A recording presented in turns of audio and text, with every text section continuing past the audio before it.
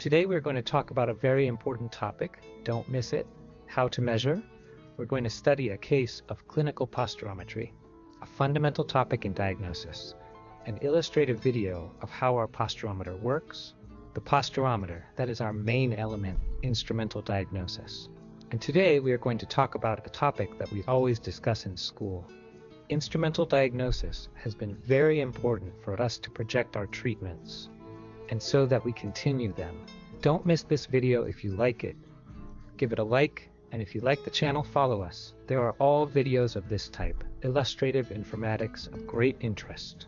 Subscribe to the bell and you will be informed about every update of our channel, and they will help us to grow our school and our school. The patient from the internal software of our application so that you can see how we study in our school. Here you see on my back the software with which we study our patients. And without further ado, we are going to analyze a patient from the beginning. In the diagnosis, we are going to explain the types of tests that we perform. First thing we have to do with our software is to individualize the patient and then run the test to analyze it. As you see here, we have 3 types of windows. In each of them, a test will appear. We see all this in a spectacular graph that will allow us to study our patients.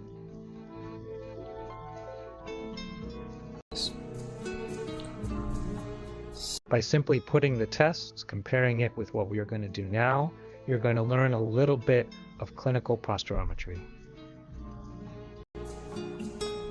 The first thing we have to do is go to individualize. Here we have a series of exams.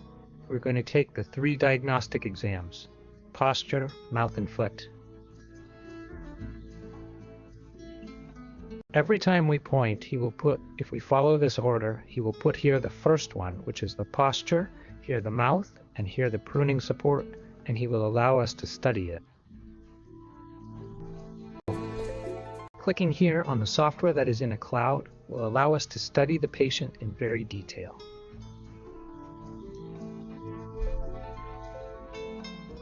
And let's get started. The first thing we must look at is the next thing, the overload. If you're going to observe the patient well, you will see that here he has an overload of 4.6 kg to the left.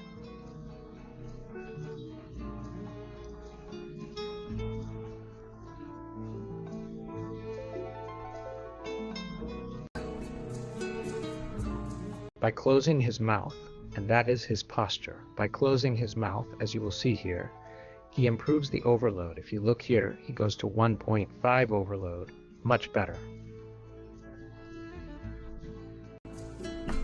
And the last exam, which is the chicken foot exam, gets worse. It gets a little worse, 3.3.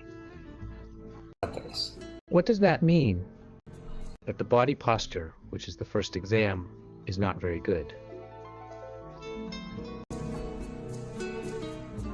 The mouth, the middle exam, tries to improve it, and with the foot, it makes the situation a little worse.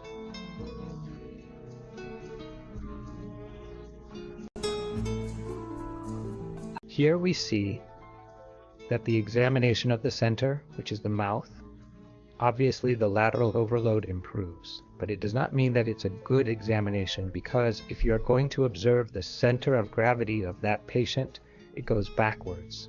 We have that center of gravity towards the back, as you see there, and that is not good for the body.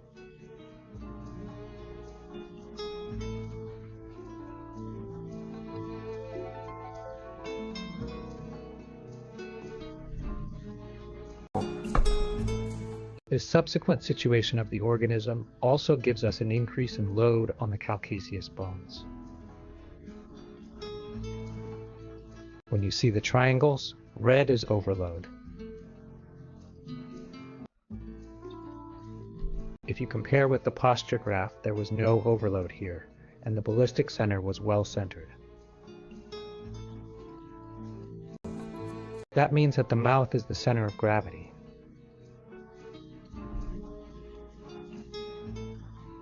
In a situation like this, we can affirm that this patient does not have lateral mandibular deviation, but rather a mandibular retroposition, and perhaps with a loss of vertical dimension.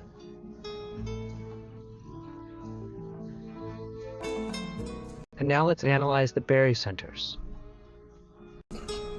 In these graphics, we see in the center the three general ballistic centers of the body. In blue, the posture; in green, the mouth; and in yellow, the foot.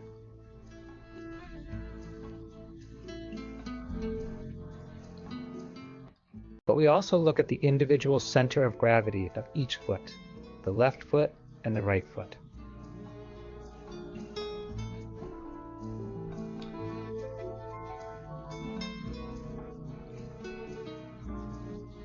See very well how the barycenter is green. Yes, it is more centered, but it is in a retroposition, typical of mandibular retropositions.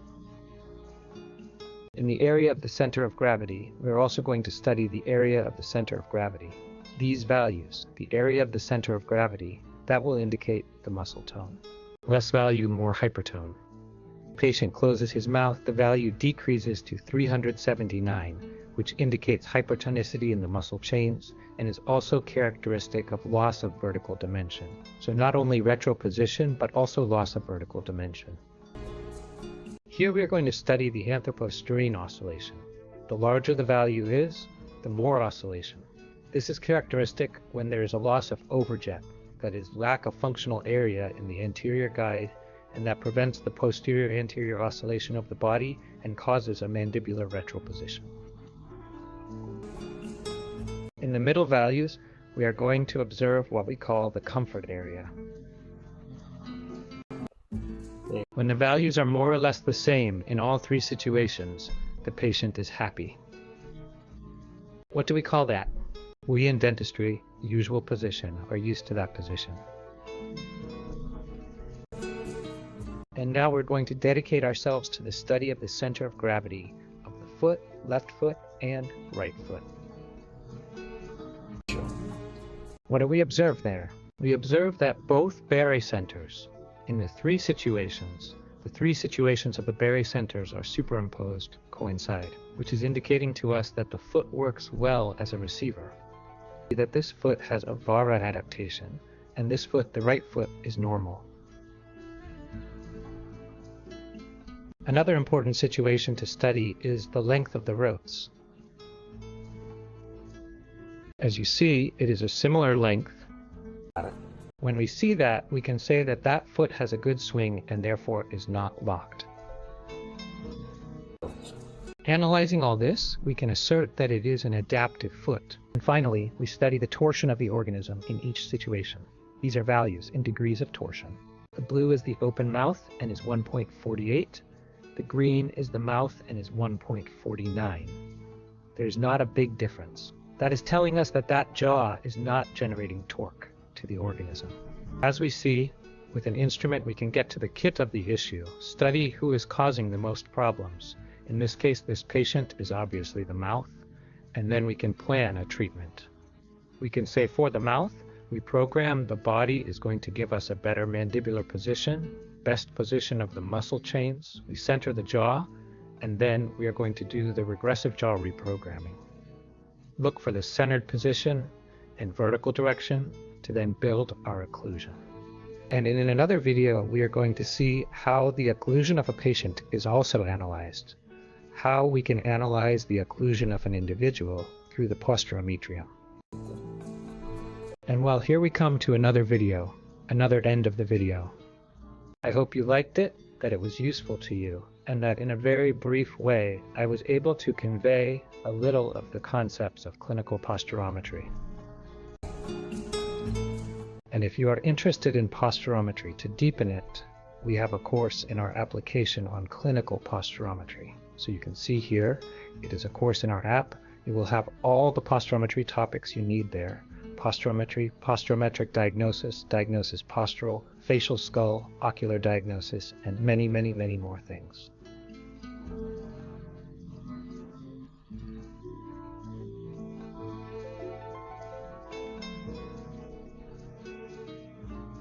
If you want, then there you have it.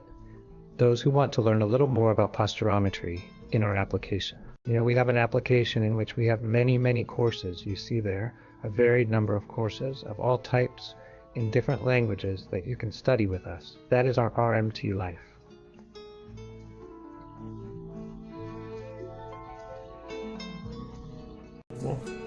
I hope you enjoyed all of this, that you liked it. If so, remember to like the video, subscribe to the channel. You will be informed of everything they do, all the activities, all the videos of all kinds for all health science in 3 languages. And I hope to see you in the next video on our channel. Till next time, and remember to ring the bell, subscribe, and like.